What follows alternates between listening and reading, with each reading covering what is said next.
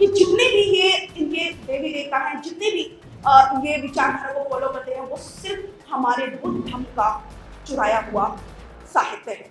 और उन्होंने साहित्य के माध्यम से भी और ये साबित किया कि जितनी भी इनके देवता हैं वो जातक कथाओं से लिए गए हैं। कोई भी देवी देवता का अस्तित्व नहीं है, वो केवल और केवल काल्पनिक है। और इसी बात को समझने के लिए हमको पढ़ना पड़ेगा। अभी भी हमारे दिल के अंदर कहीं ना कहीं डर छुपा हुआ है, जिसकी बदौलत हम उन देवी देवता जो काल्पनिक हैं, जिन्होंने हमारे लिए कुछ नहीं किया, उनको हम आज भी अपने गले से लगाए हुए हैं। और जिन्होंने इतनी कुर्बानियां दी, उनको हम भुलाए। खासकर अपनी महिलाओं को जरूर समझानी होगी, क्योंकि मुझे ऐसा लगता है कि जिस घर की महिला बदलती है, उस घर का माहौल बदलता है, उसके बच्चे बदलते हैं, और बच्चों से बनता है समाज, और समाज से बनता है देश।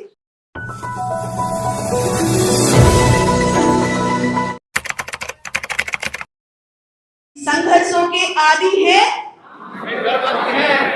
संघर्षों के आदि हैं हम अम्बेडकरवादी, संघर्षों की हम अम्बेडकरवादी हैं, सीने ये फौलादी हैं, हम अम्बेडकरवादी हैं। जैसा कि सर बोलते थे हमेशा कि हम हमेशा संघर्ष करते रहेंगे, और सर से मैंने बहुत प्रेरणा ली है। मैं उनको अपना आइडियल मानती हूँ, और वो मेरी कहने की बात नहीं है, लेकिन बहुत तारीफ करते थे। और उनको हमने अपने यहाँ पर भी बुलाया था ऐसे वक्ता। तो मैं आज तक उनसे प्रेरणा लेती हूँ, और वो जो कहकर गए हैं, उनके बताए हुए मार्ग पर चलना। क्योंकि वो कहते थे कि महिलाओं में जो जागृति लेकर आई हो, उसको हमेशा कायम रखना, महिलाओं को लीडर बनाना, महिलाओं को आगे पहुंचाना। तभी हम बुद्ध के भारत बना पाएंगे, तभी हम बाबा साहेब के सच्चे अनुयायी कहलाएंगे। उन्होंने ये किया, और आप सब लोग जानते हैं, जैसे कि मेरे पूर्व वक्ता सभी उनका बखान, उनकी जो संघर्ष था उसको बता चुके हैं। क्योंकि उन्होंने ही सांस्कृतिक रूप में, क्योंकि वो जानते थे कि हिंदू धर्म जो है वो सबसे ज्यादा सांस्कृतिक प्रोग्राम करता है, जिससे कि वो महिलाओं और बच्चों को अपनी तरफ अट्रैक्ट करता है। इसीलिए उन्होंने भी एक मुहिम चलाई और सांस्कृतिक प्रोग्राम को स्टार्ट किया, युवाओं को मौका देना स्टार्ट किया।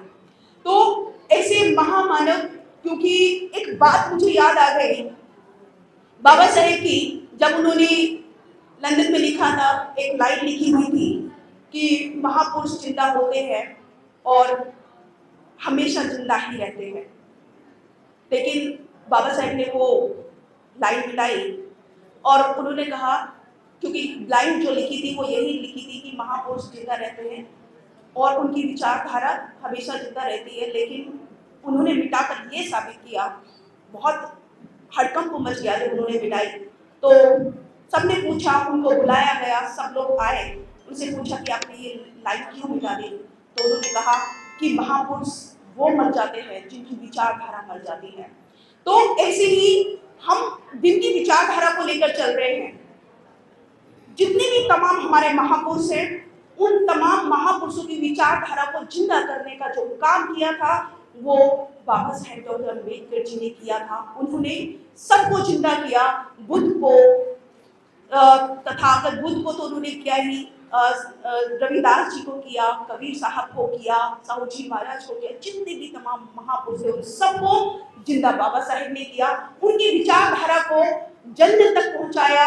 और अब हम लोग और श्रद्धेय शांति स्वरूप सर न केवल भारत में बल्कि विदेशों तक भी बाबा साहेब की विचारधारा को लेकर गए।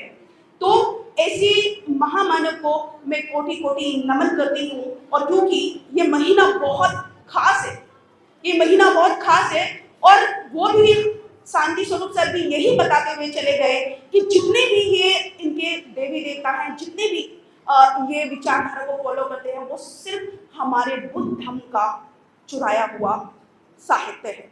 और उन्होंने साहित्य के माध्यम से भी और ये साबित किया कि जितनी भी इनके देवता हैं वो जातक कथाओं से लिए गए हैं। कोई भी देवी देवता का अस्तित्व नहीं है, वो केवल और केवल काल्पनिक है। और इसी बात को समझने के लिए हमको पढ़ना पड़ेगा। अब दिक्कत ये है कि हम लोग पढ़ते नहीं। अगर हम पढ़ेंगे नहीं तो इतिहास को जानेंगे कैसे? और अगर इतिहास को नहीं जानेंगे तो अपने बच्चों को क्या देकर जाएंगे? हमको एक ही नाव में सवार होकर चलना है, क्योंकि अगर हम दोनों नावों में सवार होकर चलते हैं तो डूबना तय है। हमको या तो अम्बेडकरवादी हो जाइए फुल तौर से, या फिर हिंदूवादी बन जाइए। तो हमको यही विचारधारा लोगों को देनी है। ऐसा नहीं करना है कि हम मंचों पे तो हम अम्बेडकरवादी हैं, लेकिन घर में अभी भी हमारे दिल के अंदर कहीं ना कहीं डर छुपा हुआ है, जिसकी बदौलत हम उन देवी देवता जो काल्पनिक हैं, जिन्होंने हमारे लिए कुछ नहीं किया, उनको हम आज भी अपने गले से लगाए हुए हैं, और जिन्होंने इतनी कुर्बानियां दी उनको हम भुलाए बैठे हैं। तो ये चीज हमको समझनी होगी, और खासकर अपनी महिलाओं को जरूर समझानी होगी, क्योंकि मुझे ऐसा लगता है कि जिस घर की महिला बदलती है उस घर का माहौल बदलता है, उसके बच्चे बदलते हैं, और बच्चों से बनता है समाज, और समाज से बनता है। यदि हमको अपना भारत प्रबुद्ध में बनाना है तो हमको अपनी घर से शुरुआत करनी होगी, अपने घर की महिलाओं से शुरुआत करनी होगी, और ऐसी सभाओं में हमको लेकर आना होगा उनको, तभी उनमें संस्कार डेवलप होंगे। और यही काम उन्होंने किया, शांति स्वरूप सर, और ऐसे बहुत सारे लाखों लाखों लोग जो है ये काम कर रहे हैं कि हमको महापुरुषों की विचारधारा को फॉलो करना है। ये महीना जैसे कि खास मैंने बताया 14 अक्टूबर आने वाला है। 14 अक्टूबर 1956 में बाबा साहेब ने हमको बुद्ध धम्म दिया।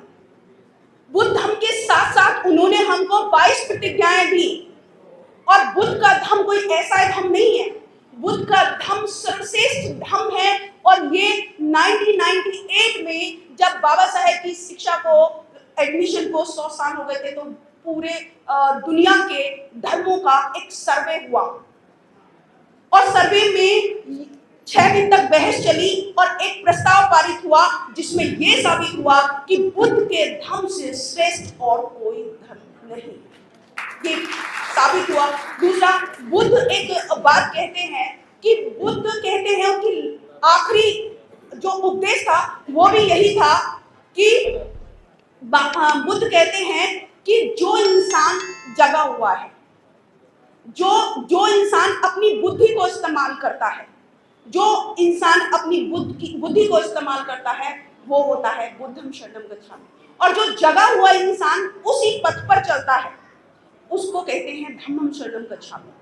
और जो अपनी नॉलेज को एकाग्र करके केंद्रित करता है, उसको कहते हैं संघम शरणम गच्छामि। तो हमको बुद्ध की आखिरी शिक्षा, पहली शिक्षा, महापुरुषों की जितनी शिक्षा है, वो अपने दिल के अंदर उतारना है, क्योंकि ऐसी पढ़ाई लिखाई से कोई फायदा नहीं कि आप अपने माइंड को आजाद ना कर पाओ। बाबा साहेब कहते हैं, उस टाइम पे बाबा साहेब कहते हैं कि निकाल लाया हूं मैं पिंजरे से बाहर इनको, लेकिन अभी दिमाग में से पिंजरा निकालना बाकी है। तो दिमाग में जो मानसिक गुलामी है उसको दूर करना होगा, तभी हम अपने सम्मान से जी पाएंगे, अपने बच्चों को गर्व होगा उसी तरह से। नहीं तो चाहे आईएएस बन जाइए, डॉक्टर बन जाइए, पीसीएस बन जाइए, यदि आप में महापुरुषों की विचारधारा नहीं, यदि आपने अपने बच्चों को महापुरुषों की विचारधारा से नहीं तराशा, तो जीवन ऐसे ही तमाशा बनता रहेगा, ऐसे ही लोग हमारा शोषण करते रहेंगे।